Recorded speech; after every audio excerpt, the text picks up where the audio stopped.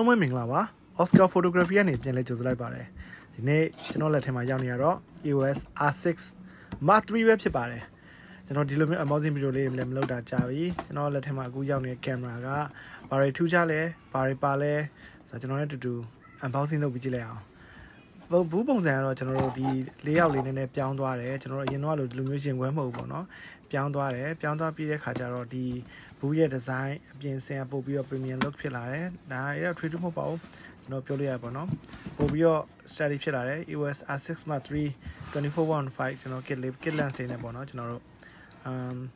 ပါ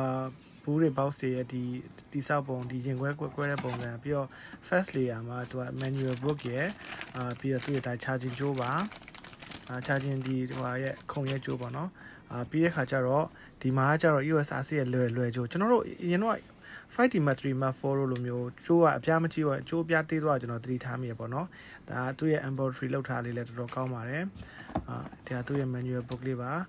ကျွန်တော် manual book ဆိုလို့ရှိရင်တော်တော်များများကြော်သွားဖို့ကြီးကြရပေါ့နော်တကယ်ကသူ့ရဲ့ manual book မှာစိတ်ဝင်စားစရာအချက်လေးရှိပါတယ်အဲ့ဒါဘာလဲဆိုတဲ့ခါကျကျွန်တော်တို့ဒီမှာရှေ့ဆုံးစာမျက်နှာလှန်လိုက်လို့ရှိရင်မှာ Japan English တွေပေါ့နော်ကျွန်တော် English ဟိုစာမျက်နှာကိုရင်လှန်လိုက်တယ် English ကိုလှန်လိုက်ပြီးတဲ့ခါကျတော့အဲ့ English လှန်လိုက်တဲ့ဟာမှာကျွန်တော်ဒီဟာနဲ့ပတ်သက်တဲ့ဘာတွေ download ဆွဲလို့ရတယ်ဘယ်ဟာတွေက help point တွေပေါ့နော်ဒါကကျွန်တော်တို့ဟိုဖြစ်သွားပြီကျွန်တော်ရှေ့ကိုလည်းပြန်လှန်လိုက်မယ်ဟုတ်ပြီဒီမှာသူ့ရဲ့ဒီ user guide ကိုတော့ download ဆွဲလို့ရ QR code လေးရယ် software တွေနဲ့ manual ရဲ့ download ဆွဲ QR code လေးရပါပေါ့နော်ဒါက camera connect ရဲ့ short instruction လေးပါဒီမှာဒီလိုမျိုး camera connect app ကို download ဆွဲလို့ရအောင်သူလုပ်ပေးထား QR code လေးပါပေါ့နော်ဒါလေးကိုဖွင့်လိုက်တယ်ဖွင့်လိုက်ပြီးတဲ့ခါကျတော့အထက်မှာကျွန်တော်ဆက်ကိုrecycle bag ပုံစံ8လေးနှစ်ခုနဲ့ကျွန်တော်အရင်ဆုံးဒါ battery ပါဒါလေးကတော့ LPE6P battery လေးပဲဖြစ်ပါတယ်ဟောပေါ့နော်Canon ရဲ့နာမည်ကြီးပြောရမှာဆိုလူသိများတဲ့ high capacity battery တွေကတခုလည်းဖြစ်ပြီးတဲ့ခါကျတော့ဓာတ်ပုံတွေဟိုဗီဒီယိုတွေကိုကြာရိုက်ကူးလို့ရမယ့် battery တခုဆိုလည်းမမှားပါဘူးသူ့ရဲ့ battery ရဲ့ look ပြောမှဆိုလို့ရှိရင်ဒီဘက်က Canon logo လေးကဒီဟိုရောင်မြန်လေးနဲ့ပေါ့နော်ဒီဟာလေးနဲ့ပါတဲ့ဟာလေးရဲ့ပြီးတော့ပြောမှဆိုလို့ရှိရင်တော်တော်လေး premium look ရလို့ခံစားရပါတော့ကျွန်တော်ကန်ကင်းမြကင်မရာမှာ photo ပါလဲ LPE6 and LPE6 and H စသဖြင့်ကျွန်တော်အဲ့ battery ကြီးပဲကန်ခဲ့တော့ LPE6 series ကကျွန်တော်တို့အသေးဆုံးဖြစ်နေလို့တော့ပြောလို့ရပါဘူးဆိုတော့ကျွန်တော်မှာ spare battery လည်းအများကြီးရှိတယ်MBI တော့မလို့เนาะကဲရင်ခုံအောင်အချိန်ကိုရောက်ရှိလာပါပြီရင်ခုံအောင်အချိန်အဲ့ဒါဘာလဲဆိုတဲ့ခါကျကျွန်တော်တို့အောက်ကကင်မရာပဲဖြစ်ပါတယ်ဒါ lens ပါဒါကင်မရာဖြစ်ပါတယ် Canon ရဲ့ EOS R6 Mark III ကိုကျွန်တော်လက်ထဲကိုရောက်နေပါပြီကျွန်တော်ကြည့်လိုက်မယ် Okay Oh my god လှလိုက်တာ Okay R6 Mark III ရဲ့ပုံစံပြုပြင်ပြောင်းလဲမှုတွေကျွန်တော်အများကြီးမြင်ရတယ်ဒီစပုံပြီးတဲ့ခါကျတော့ဒီ flip screen ကပို့ပြီးတော့မမဟိုတောက်တဲ့ပုံစံဖြစ်လာတယ် R6 Mark III logo လေး 5D Mark III တော့ကျွန်တော်သတိရပါတယ်ပြီးတဲ့ခါကျတော့အပေါ်မှာ pattern လေးတွေကျွန်တော်ပို့လာတယ်ပေါ့နော်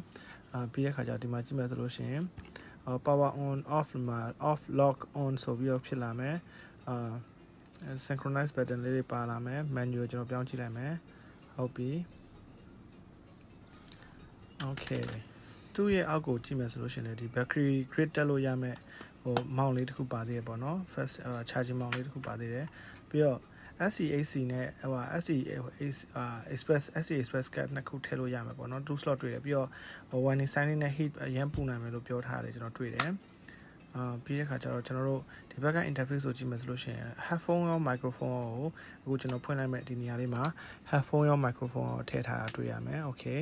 which is good ဘာကျွန်တော်ကလိုမျိုးမဟုတ်တော့ဘူးတဘော video capability ကိုနောက်တစ်ဆင့်မြင့်ပေးလိုက်တဲ့သဘောလို့ပြောလိုက်ရတယ် remote release button ပြီးတော့ HDMI နဲ့ USB type C ပေါ့နော်ဒီမှာ HDMI full size HDMI ဟို full size HDMI နဲ့ mini HDMI မဟုတ်ပေါ့နော်ပြီးတော့ type C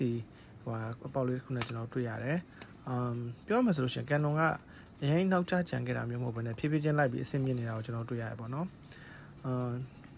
ဒီဘက်မှာ camera mode နဲ့ video mode နဲ့ကိုပြောင်းတဲ့ဥစ္စာ quick button နဲ့ထားပေးထားတယ် release button နဲ့ရှိမယ်ဒါ lens release button ပေါ့နော် focus speaking button လေးအောက်မှာပါတယ်ဒါ EOS R6 Mark III ပဲဖြစ်ပါတယ်ရမ်းလာပါတယ်ပြောရမယ်ဆိုလို့ရှိရင်ကျွန်တော်တို့မှအမှန်တိုင်းပြောရင်ဒီတော်တော် camera crazy ပေါ့နော်ဒီ R6 Mark III ကိုကန်ရရတာကျွန်တော်အရင်တော့က R6 Mark II ကိုကန်ရရတဲ့နဲ့ဘာမှမတူတော့လို့ကျွန်တော်ပြောချင်ပါတယ် ဒါကတော့သူတွေမှာပါတယ် lens တွေ24-1.5 lens တွေပဲဖြစ်ပါတယ်ပေါ့လေးလို့ကျွန်တော်ပြောလို့ရတယ်ဗျ။ခင်းလေးလေးပဲမင်းလည်းမဟုတ်ဘူး။ဒါသူ့ရဲ့ kit lens လေးပေါ့နော်။ R6 Mark III မှာ24-1.5 set လာတဲ့ဟာမှာကျွန်တော်တို့ဒီ24-1.5 lens လေးကကျွန်တော်တို့ပြောမှဆိုတော့ entry level lens လို့မျိုးဖြစ်နေပေါ့နော် kit lens ပဲဖြစ်နေတယ်ပေါ့နော်မှန်တိုင်းပြောရင်တော့ R6 လို body မျိုးနဲ့တွဲသုံးတဲ့ lens R series ထဲမှာမှ anipad lens ကိုကျွန်တော်တို့တွဲသုံးတဲ့တာမျိုးပေါ့နော်ဘာဖြစ်လို့လဲဆိုတော့ R6 ရဲ့capability ကအမြင်စားကြီးဖြစ်ပြီးတော့သူ့ရဲ့ lens ကမလိုက်နိုင်ဖြစ်မှာဆိုရင်အောင်ဒါ R6 ကိုအနီးကတစ်ချက်လောက်ကျွန်တော်ကြည့်ကြည့်လိုက်ရအောင်ဟုတ်ကဲ့ဒါသူ့ရဲ့ camera body ကပေါ့ပါပြီးတဲ့ခါကျတော့ဒါကျွန်တော် battery ပါပြီးသားတော့မှလေးတယ်လို့ကျွန်တော်မခံစားဘူးပေါ့နော်ပေါ့ပပနဲ့ဖြစ်တယ်ဒီကင်မရာဒီဟာလက်ထဲမှာလက်တကိုင်းစာကောင်းကောင်းလေးပေါ့ပပလေးဖြစ်တယ်ပြီးတော့Canon ကြိုက်တာအဲ့ချက်တွေလေးပါတယ်ပေါ့နော်မြင်းနဲ့လက်တကိုင်းစာပေါ့ပပလေးနဲ့ကျွန်တော်တို့ရိုက်ကူးရေးတွဲသွားလေရတဲရတဲ့နေရာတွေမှာအရန်ကိုအဆင်ပြေတယ်ပေါ့နော်သူရဲ့ articulating screen ကလည်း fully articulating screen ဖြစ်တဲ့အတွက်ကျွန်တော်တို့ touch screen လည်းဖြစ်တယ် fully articulating screen လည်းဖြစ်တယ်ပေါ့နော်ဒါကတော့ Canon ရဲ့ LP-E6P battery ဖြစ်ပါ LP-E6P battery က higher capacity ဖြစ်မယ်ပြီးတဲ့ခါကျ charging speed ကပုံမြင်လာမယ် older version ဖြစ်တဲ့ကျွန်တော် LP-E6N တို့ NH တို့ရဲ့ battery ရဲ့ upgrade လုပ်ထားတဲ့ version ဖြစ်ပါတယ်ပေါ့နော်ပြောမယ်ဆိုလို့ရှိရင်ဒီ LP-E6 battery ကကျွန်တော်တို့ရင်တော့ 5D Mark 4တို့ 7D Mark 2တို့ R7 R5 R6 90D 80D အဲ့လို battery အကုန်လုံးနဲ့ compatible ဖြစ်တယ်ပေါ့နော်ဒီ LP-E6P battery ကပထမဆုံးစပြီးတော့မိတ်ဆက်ခဲ့တာ EOS R5 Mark 2နဲ့အတူတူဇူလိုင်2024တော့မိတ်ဆက်ခဲ့တာဖြစ်ပါတယ်lithium ion cell battery မျိုးစားဖြစ်ပြီးတော့ဒီ battery အရန် consumption များတဲ့ sensor တွေရိုက်ကူးရေးလုပ်တဲ့ camera တွေမှာသုံးဖို့ဆိုပြီးထုတ်ခဲ့တာပေါ့နော်ဒီပြောမယ်ဆိုလို့ရှိရင်ဒီခုနောက်ဆုံးထွက်တဲ့ LP-E6 NH ရဲ့ successor ဖြစ်တဲ့ LP-E6P battery ကတော့ကျွန်တော်တို့ခုနောက်ပိုင်း R5 Mark 2တို့ဒီ R6 Mark 3တို့မှာ 8K တို့ပါရိုက်တဲ့ video 4K တို့ video ရိုက်တဲ့အချိန်မှာ pre-continuous shooting mode တွေရိုက်တဲ့မှာ camera ရဲ့ battery ကစကားအရင်ပြောလာပေါ့နော်အဲ့အတွက်ရည်စူးပြီးထုတ်ခဲ့ရလို့ပြောတယ်ပြောမယ်ဆိုလို့ရှိရင်နောက်ပိုင်းထွက်လာမဲ့ကင်မရာတွေ Canon ထွက်လာမဲ့ flagship line နဲ့ဒီ full frame mirrorless series တွေအကုန်လုံးမှာ LP-E6P battery ကလုံးဝ choice ဖြစ်ပြီးတော့အများတန်းပါလာမဲ့ battery လို့ကျွန်တော်မျှော်လင့်ရတယ်ပေါ့နော်ဒါလုံးဝဆရာကြီး Canon ကဒီကျွန်တော်တို့ပြောရမယ်ဆိုလို့ရှိရင်နောက်ထပ်ပို့ပြီးစိတ်ဝင်စားဖို့ကောင်းတာသုံးထားတဲ့ sensor ပေါ့ R6 Mark III မှာသူက newly develop လုပ်ထားတဲ့ 32.5 megapixel full frame CMOS sensor မျိုးစားကိုသုံးထားတယ်ပြောရမယ်ဆိုလို့ရှိရင်တော့လုံးဝ extreme texture တွေ highlight တွေ shadow တွေပြီး rendering လုပ်တဲ့ဥစ္စာတွေ clarity များများရမယ့်ဥစ္စာတွေကဲ cropping လုပ်ခဲ့ရင်တော့မှကိုယ့်ရဲ့ pixel တွေမဆုံးရှုံးတာတွေကိုရရှိနိုင်မယ်လို့သူကပြောထားရပေါ့နော်ပြီးတော့နောက်စိတ်ဝင်စားဖို့ကောင်းတဲ့ဥစ္စာဒီ sensor အပြင်R6 Mark III က40 frame per second electronic shutter နဲ့ဆိုရင်40 frame per second ရိုက်လို့ရတယ်ဆိုတော့ကျွန်တော်ထင်တာတော့ wildlife photographer တွေ motion တွေ wedding သမားတွေsport photography သမားတွေလို့ခေါ်မလို့ air show ကိုတွားရတဲ့လူတွေအဲ့လိုလူမျိုးတွေအရင်သုံးတဲ့ကင်မရာတစ်ခုဖြစ်လာမယ်လို့ကျွန်တော်ထင်တယ်ပေါ့နော်ပြီးတော့ရိုက်လို့ရ raw c raw HEINF ကြော် JPEG စသဖြင့်၄မျိုးလောက်ထိရိုက်လို့ရတယ်လို့ကျွန်တော်သိထားတယ်ခင်ဗျR6 အကြောင်းကိုကျွန်တော်ဒီလောက်ပြောပြီးသွားပြီဆိုတော့ကျွန်တော်သိရသလောက်ပေါ့နော်သူ့ရဲ့အားသာချက်တွေကတော့ကျွန်တော်တို့ဒီဗီဒီယိုမှာပို့ပြီးအားသာတယ်လို့ကျွန်တော်ပြောလို့ရတယ်မှာ 7K 60p နဲ့ internet raw ရိုက်လို့ရတဲ့ဟာတွေပြီးတော့ 7K ကို 30p နဲ့ဆို open gate ဆိုတော့ခေါ်တဲ့ဒီ cropping အများကြီးလုပ်လို့ရတဲ့ feature တွေရိုက်လို့ရတဲ့ဥစ္စာ open gate ဆိုတာနည်းနည်းပို့ပြီးတော့တဆင့်မြင်လိုက်ပေါ့နော်အရင်တော့ကင်မရာမှာမပါသေးတဲ့ဟာတွေပေါ့ပြီးတော့ 32.5 megapixel ရှိတဲ့ resolution တွေပြီးတော့ 40 frame per second ဟို electronic shutter နဲ့ဆိုရိုက်လို့ရတဲ့ဟာတွေပြီးတော့8.5 stop image stabilization စနစ်တွေပြီးတော့ Canon Log 2 Log 3ရိုက်လို့ရတဲ့ဟာတွေဒါတွေကတော့လုံးဝအမိုက်စားဖြစ်လာတယ်ပေါ့နော်ဒါပေမဲ့တစ်ဆက်တည်းမှာပဲကျွန်တော်တခါတွဲပြောချင်တဲ့ဥစ္စာ Canon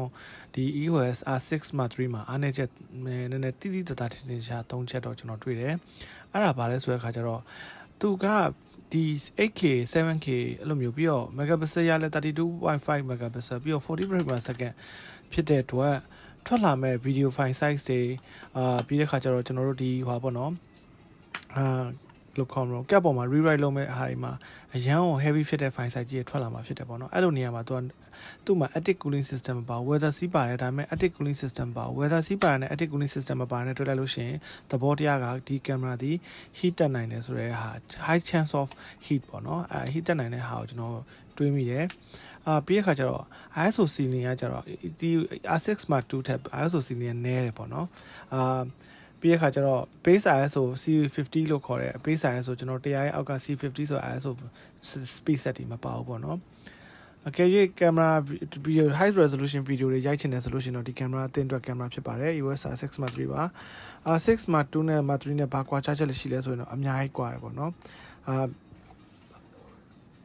ပြောရမယ်ဆိုလို့ရှိရင် EOS R6 Mark III ကလောလောဆယ် Canon camera lineup ထဲမှာ market ထဲမှာဝင်နိုင်သမျှကင်မရာတွေအကောင်းဆုံး flagship lineup လို့ကျွန်တော်ပြောလို့ရတယ်ပြောမယ်ဆိုရင်တော့ EOS R6 series တွေကတော့20 something megapixel ပဲပါခဲ့တာဆိုမှအခုဒီ EOS R6 Mark III ကတော့လုံးဝ seriously 32.5 megapixel full frame sensor တုံးပေးထားပြီးတော့40 frame per second electronic shutter ကြီးကတော့လုံးဝကျန်းတယ်ပေါ့နော်ပြောမယ်ဆိုပြီးနောက်တစ်ခါ video ရိုက်လို့ရတဲ့ capability မှာလည်း 7K 60p internet raw နဲ့ရိုက်လို့ရမှာဖြစ်ပြီးတော့ Canon log 2 C log 2 C log 3နှစ်ခုလုံးရိုက်လို့ရမှာဆိုတော့ color grading လုပ်ချင်ပြန်ပြီးလုပ်ချင်တဲ့သူတွေအတွက်ဘာလို့သေးလဲပေါ့ဗျာကဲအားလုံးပဲမင်္ဂလာပါကျေးဇူးအများကြီးတင်ပါတယ် Oscar Photography ကနေပြန်လည်ကြိုလိုက်ပါတယ်ကျွန်တော်နောက်ဆိုရင်လည်းဒီလိုဗီဒီယိုလေးတွေဆက်လုပ်ပေးသွားမှာမလို့အားလုံးဆက်လက်စောင့်မျှော်ကြည့်ရှုအားပေးကြပါအောင်လို့ကျေးဇူးအများကြီးတင်ပါတယ်